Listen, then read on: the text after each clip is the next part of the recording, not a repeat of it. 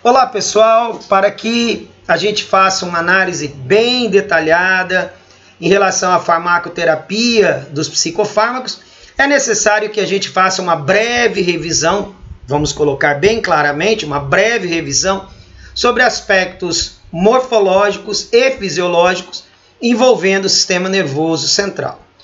Mas o primeiro aspecto importante é analisar a estrutura e os elementos funcionais de um neurônio. Então a gente sabe que no sistema nervoso central nós temos neurônios, nós temos também as células da glia, elas têm uma importância muito grande no funcionamento da atividade dos neurônios, mas nós focaremos exatamente o funcionamento de um neurônio, principalmente aspectos que norteiam a eletrofisiologia de um neurônio. Então, em primeiro lugar, é importante lembrar que existem vários perfis estruturais de neurônios, mas de um modo geral, na estrutura de um neurônio, que é uma célula simétrica, você observa a presença de dendritos. Dendritos são prolongamentos curtos, de um modo geral, são prolongamentos curtos. Esses dendritos estão associados ao pericárdio, que é chamado de corpo celular, que é exatamente a parte do neurônio responsável pela atividade, pela síntese, por todo o processo metabólico. Lembrando que no corpo celular nós encontraremos núcleo celular e várias organelas, dentre elas complexo golgiense. Nós temos também um prolongamento chamado axônio, ele é mais longo, e esse axônio, claro, em alguns neurônios ele é mais curto, mas, de um modo geral, vamos considerar os axônios mais longos. Os axônios apresentam envolvendo-os uma bainha, chamada bainha de mielina, ou bainha axônica, e essa bainha ela é um isolante elétrico, ela é formada a partir de células que compõem a glia, então gera um isolante elétrico, ou seja, essa bainha é como se fosse um isolante elétrico, ela é um isolante elétrico. E nós temos a parte terminal do neurônio chamado de telodendro. Outro dado importante é que se nós considerarmos a membrana de um neurônio, a membrana de um neurônio ela é um separador de cargas.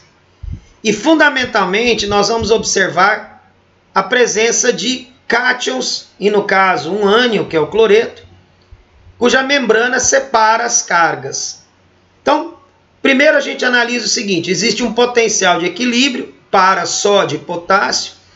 Lembrando que sódio e potássio tendem a migrar para os seus potenciais de equilíbrio. Então nós vamos observar que há uma tendência do sódio migrar para o meio intracelular, buscando o seu gradiente, através do seu gradiente eletroquímico, buscando o seu potencial de equilíbrio, e existe uma tendência, uma movimentação de potássio para o meio extracelular, seguindo o gradiente eletroquímico em busca do seu potencial de equilíbrio. Um outro aspecto importante é que na membrana dos neurônios nós observaremos proteínas transmembrana. São proteínas que funcionam como canais, são chamados de canais iônicos, através dos quais ocorre movimentação de cargas positivas e carga negativa, no caso cloreto. E essa movimentação de carga positiva e carga negativa fará com que haja uma mudança em termos de potencial de uma célula. Um potencial que a gente vai analisar é o chamado potencial de ação, que ele se propaga através do neurônio e leva a alterações elétricas e que acabam culminando com a alteração do funcionamento de canais de cálcio, também localizados na membrana, e a ativação desses canais de cálcio determinará o ingresso de cálcio, ativará um sistema de transporte, haverá exocitose a partir de vesículas presentes no meio intracelular e com isso libera o neurotransmissor. E também nós vamos analisar um fenômeno chamado de hiperpolarização, quando a célula apresenta um potencial menos menos positivo, né? Valores menos positivos do que usualmente a gente observa. Mas nós vamos analisar com bastante calma, vamos assim considerar, com bastante critério, essa particularidade. Então eu convido-os a olhar essa primeira imagem. Então vejam, a célula encontra-se em repouso, ela tem um potencial de repouso de menos 70 milivolts. Significa dizer que a somatória das cargas positivas no meio intracelular é menor que a somatória de cargas positivas no meio extracelular. Nós observamos também que na membrana, que é formada por uma bicamada de fosfolipídios, existem proteínas que funcionam como canais iônicos. Eu destacaria 3 importantes canais. Eu destacaria o canal de potássio, que ele encontra-se marcantemente aberto para que haja uma migração de potássio até buscar o seu potencial de equilíbrio. Existem canais de sódio que ficam marcantemente fechados e esses canais se abrem para que o sódio entre. E eu tenho os canais de cloreto que também permanecem fechados. Quando eles são ativados, ocorre migração de cloreto para o meio intracelular. Então existe a saída de potássio, a entrada de sódio. Agora, para o sódio entrar, o canal tem que abrir. Já o potássio ele tende a sair de modo contínuo. Já o sódio ele entra quando o canal é aberto. E o cloreto também entra quando o canal é aberto. Então, canal de sódio e canal de cloreto permanecem fechados, enquanto o canal de potássio permanece aberto, e com isso o potássio busca sair da célula. Claro que ele não sai porque ele encontra-se com o seu potencial de equilíbrio, com carga negativa, né, com valores negativos, e ele fica aprisionado no meio intracelular. Vale destacar o seguinte, se vocês olharem a segunda imagem, o que é que nós temos? Nós temos a membrana de um neurônio destituída dessas comportas, um eletrodo que está sendo utilizado para explorar a diferença de potencial, um eletrodo de referência e um voltímetro.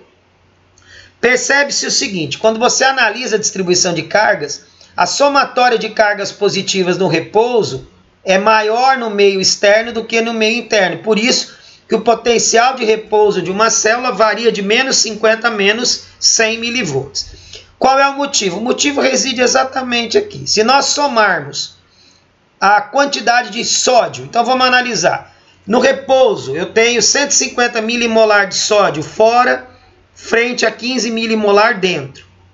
Potássio, eu tenho 150 milimolar de potássio dentro, frente a 5 milimolar fora. Se eu somar 150 com 5 e se eu fizer a somatória de 150 com 15, o que é que eu vou observar? Eu vou observar uma diferença de carga positiva.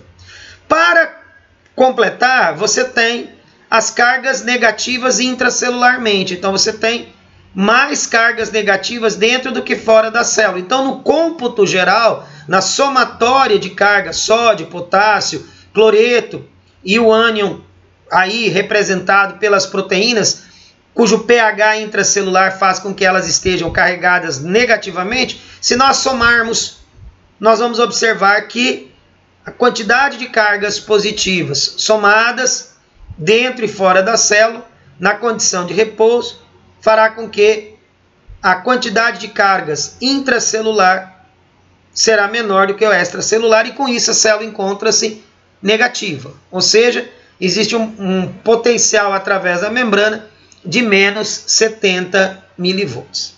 Lembrando que o sódio está concentrado marcantemente no meio intracelular e o sódio está marcantemente concentrado no meio extracelular e o potássio está marcantemente concentrado no meio intracelular. Repetindo, sódio no meio extracelular e potássio no meio intracelular.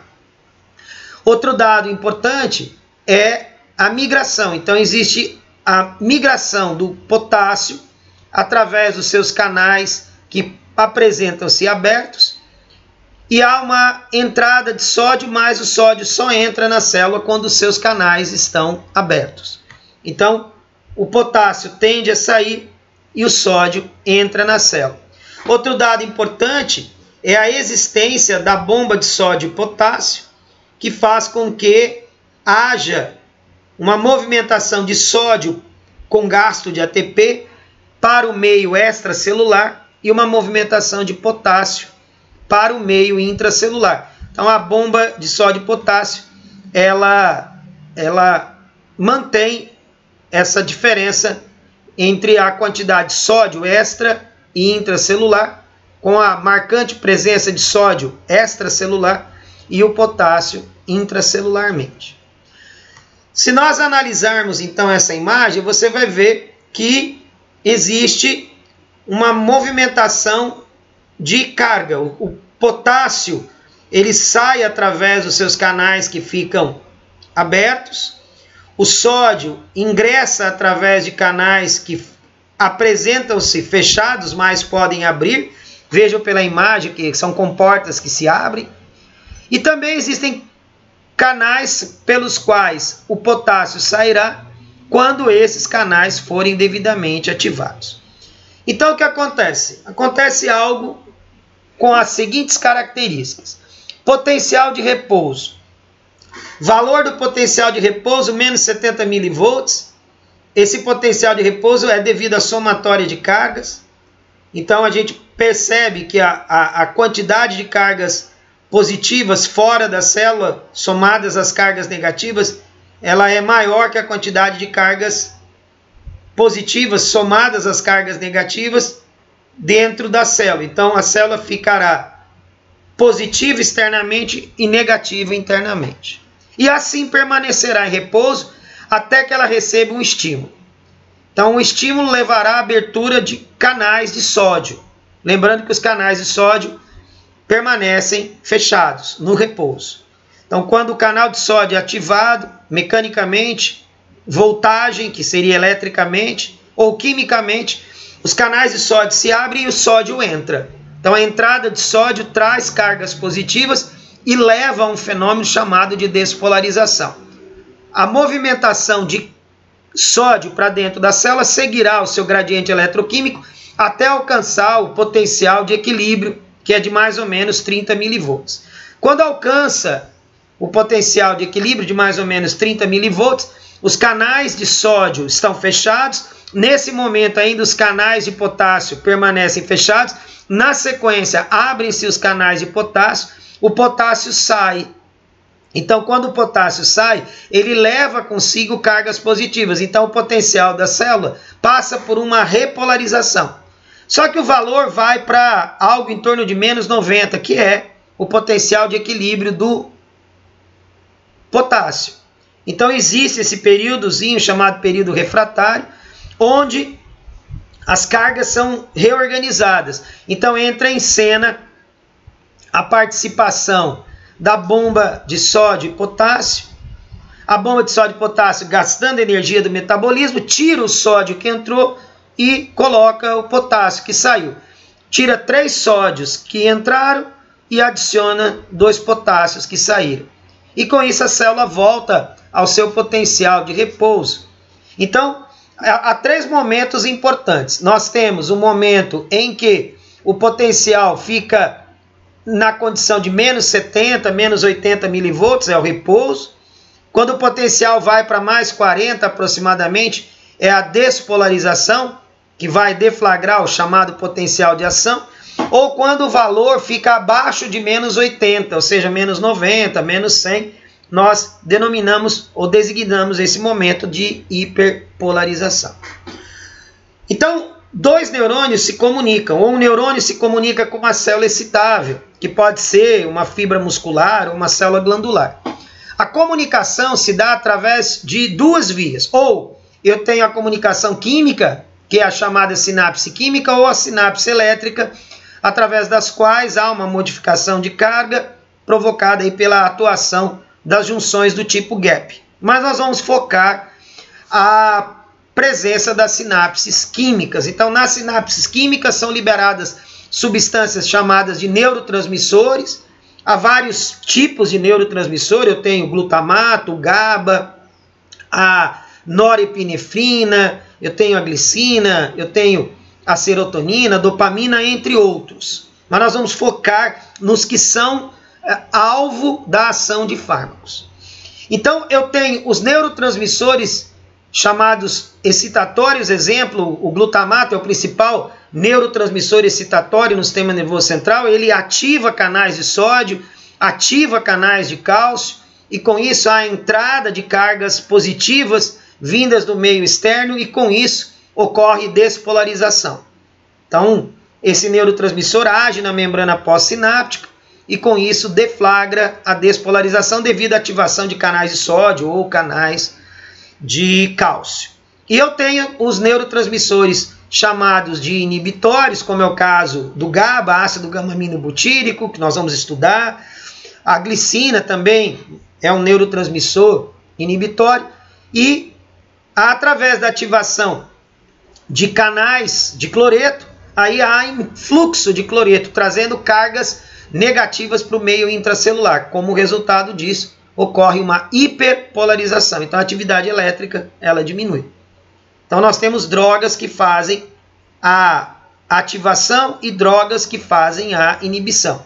Então eu tenho drogas que ativam receptores que são determinantes de despolarização, e eu tenho drogas ou fármacos que ativam receptores, que são canais que levam o processo da hiperpolarização. Então, dentro do contexto dos nossos estudos de farmacoterapia, saibamos que fármacos atuam alterando a condutância desses canais, ou seja, interfere no grau de abertura.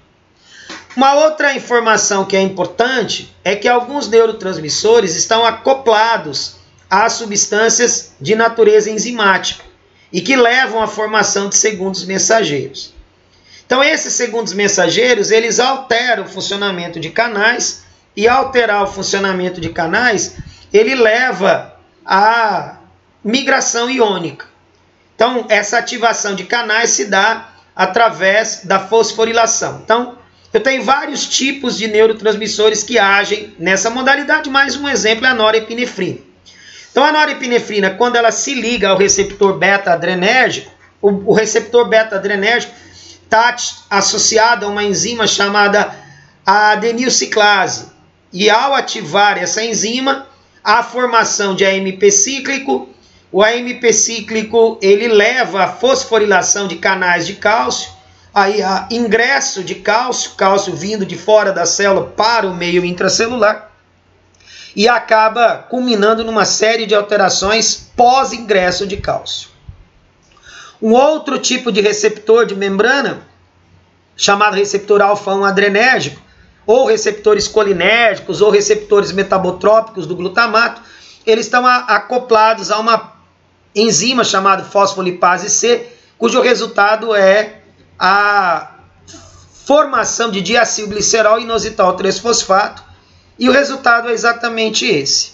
Eu tenho um neurotransmissor, ele se liga ao receptor, esse receptor ele tem um efetor primário que gera um segundo mensageiro. É o caso, por exemplo, dos receptores beta, através dos quais liga a norepinefrina, ativa a adeninato ciclase, gera AMP cíclico, e o AMP cíclico ativa a proteína quinase. Ou a acetilcolina, através do seu receptor muscarínico, ativa uma enzima chamada fosfolipase C. Essa fosfolipase C leva a formação de diacilglicerol e inositol trifosfato, e com isso a ativação e a formação de inositol trifosfato leva à liberação de cálcio, e o diacilglicerol ativa a proteína quinase C, e com isso eventos intracelulares acontecem. E eu tenho também uma terceira possibilidade, que é a ativação de receptores muscarínicos tipo 2, que não são dependentes da presença de segundos mensageiros. Então, voltando aos neurotransmissores, eu tenho vários tipos de neurotransmissores. Eu tenho o glutamato, que é o principal neurotransmissor excitatório presente no sistema nervoso central. Nós temos o GABA, que é o ácido gama-aminobutírico, que é o principal neurotransmissor inibitório. Ele ativa canais de cloreto e com isso ocorrerá a hiperpolarização. Então veja como é que o fenômeno acontece. O potencial vem e o potencial leva à abertura de canais, que nesse caso seriam canais de cálcio. Com isso leva à exocitose, libera o neurotransmissor, ele se liga aos receptores pós-sinápticos, que nesse caso são os receptores glutamatérgicos, ou ainda a substância glutamato pode ser recaptada pelas células da glia, sofrer o processo de degradação, geração de glutamina, que volta para o neurônio glutamatérgico, e o neurônio glutamatérgico na região pré-sináptica vai levar a síntese novamente de glutamato. Então existe esse turnover. O GABA também segue o mesmo princípio, ocorre o fenômeno de exocitose, aqui representado, libera o GABA pode ser recaptado e reestocado em vesículas, ou o GABA pode ir para células chamadas células da glia, onde ele passa por um processo de degradação e modificação e resulta na formação de glutamina, e a glutamina ingressa na célula e gera GABA novamente. Então existe esse turnover. Então o glutamato é o principal neurotransmissor excitatório e o GABA neurotransmissor inibitório. Um outro exemplo de neurotransmissor é a noradrenalina e adrenalina. Tudo começa com o aminoácido aromático, tirosina, por intermédio da enzima tirosina hidroxilase, leva à formação de dopa. Vejam que a dopa difere da tirosina pela presença de uma hidroxila.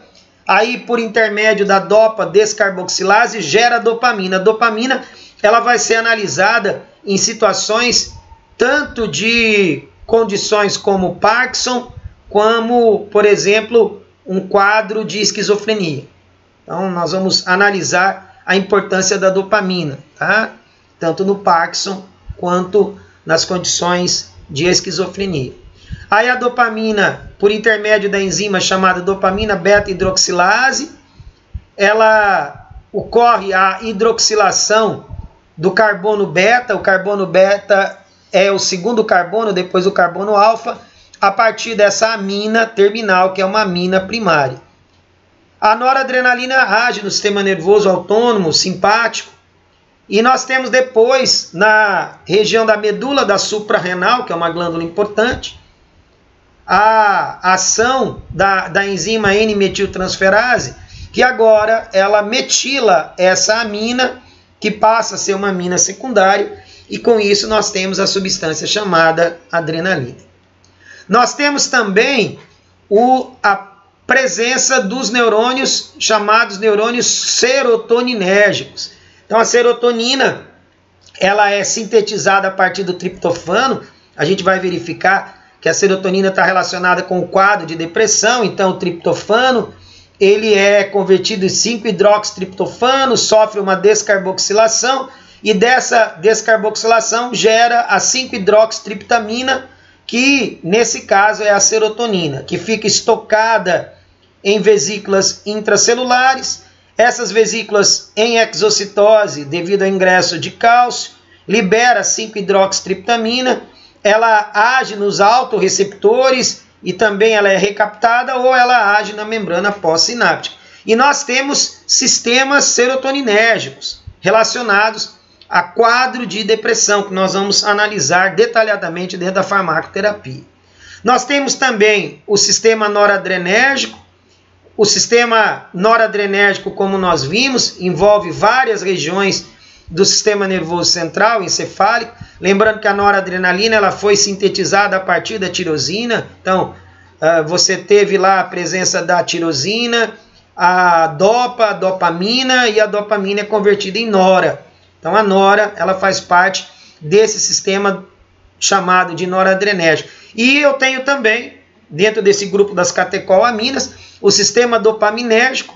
Então a tirosina é convertida em dopa e dopa é convertida em dopamina, e nós vamos observar a participação da dopamina dentro de sistemas, como é o caso do sistema nigrostriatal, o sistema mesocortical, o sistema mesolímbico. Esse é o sistema, ó, meso, de mesencéfalo, cortical ou mesolímbico. Então, são sistemas relacionados com o quadro de esquizofrenia e as manifestações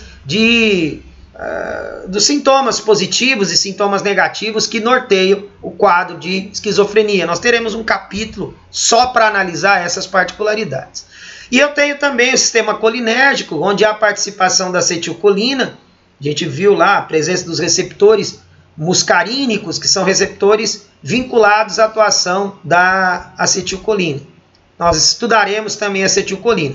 De um modo geral, o que a gente pode dizer eu tenho os neurotransmissores, eu vou analisar, e esses neurotransmissores, a dopamina está relacionada ao afeto, à motivação, prazer e o movimento, a nora, humor, concentração, alerta, dor e fome, serotonina, humor, sono, medo e dor, acetilcolina, cognição e movimento, nós vamos discutir a acetilcolina, GABA, inibição geral, glutamato, excitação geral, histamina também tem participação, um alerta, no estado de vigília e também na fome, e os peptídeos opioides no controle da dor. Então, esses são os principais neurotransmissores que nós analisaremos quando nós falarmos de farmacoterapia.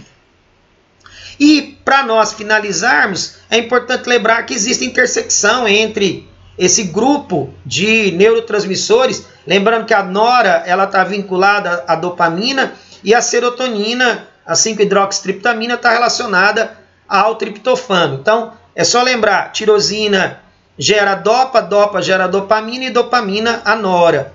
Então, dopamina e nora derivam do aminoácido aromático tirosina, ao passo que a serotonina deriva do triptofano. Então, o estado de humor depende da intersecção do funcionamento desses três sistemas, dopaminérgico, noradrenérgico e serotoninérgico. Atenção, motivação, prazer, recompensas e sexualidade relacionada à dopamina. Estado de alerta e energia com a nora e a serotonina, obsessão e compulsões. Então, eu gostaria de agradecer o acompanhamento dos senhores em relação a essa nossa primeira aula introdutória no contexto do funcionamento do sistema nervoso central. Na aula seguinte, na próxima aula, nós vamos analisar áreas específicas do sistema nervoso central e, na sequência, nós iremos começar a analisar condições clínicas e a farmacoterapia. Meu muito obrigado a todos e nos acompanhem pelas redes sociais.